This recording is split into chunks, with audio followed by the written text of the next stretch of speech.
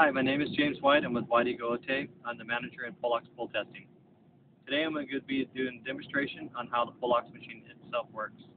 First of all, I'd like to show you the probes that will be inserted to the butt of the pole to determine if this pole is good or bad. So I'm going to pull back the handle so you can take a good close look. These probes right here, they're censored. So once this is strapped against the pole, it will let you know if this pole is good or bad because the information is sent to this handheld unit itself. Now I'm going to go ahead and do a test for you right now so you can see for yourself if this pole is good or bad. Now this particular pole right here is a Douglas fir pinna. So what I'm going to do is I'm going to strap it to the pole itself and do a test and let you know if this pole is good or bad. Usually when we do a pole test, we need two people to do a test because we need the second person winching the pole while the other one's actually doing the data entry.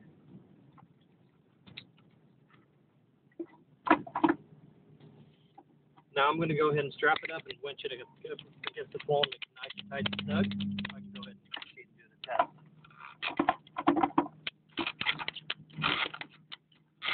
Now this pole here itself was tested before from a company, so I'm going to kind of get an idea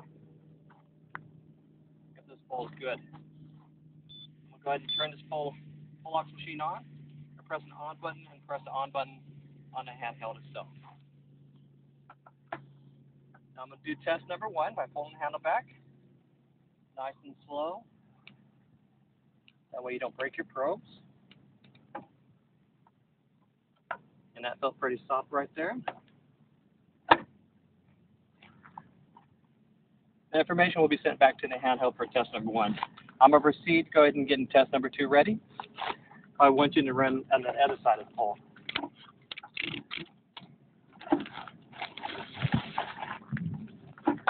And I'm going to go ahead and test it right here on this side of the pole because it looks like they have an opening in this pole.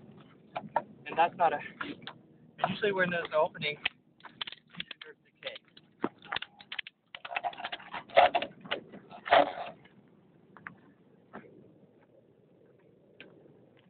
Now I'm also going to pull the handle back to do test number 2. Nice and slow so it doesn't break the probes.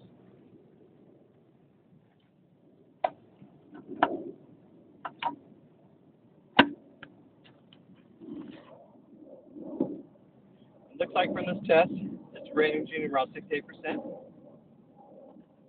looks like since this pole was tested before by a company, they obviously didn't hammer this plug in, so let's see why. That's not good. They inserted this right here, it looks like Mitzi fume, and did not hammer it all the way in. So it exposed and didn't do its treatment as it was supposed to. Usually when we do a pole test too, we also want to look, not only doing the pole test by using Polux, we want to look up here at the top of the pole to see if we see any kind of loose conductors or any loose bolts. And if there is, then we want to go ahead and report to the utility. The other thing I also do too when I'm at the pole, I also check these grounds right here to see if they're not broken.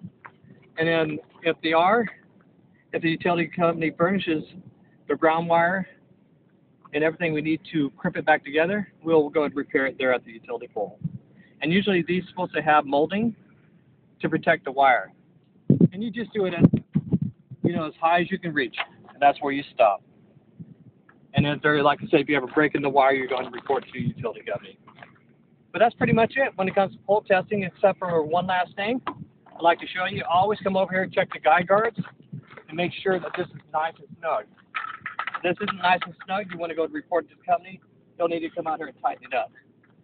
It keeps the pole itself from moving. And that's it pretty much for pole testing.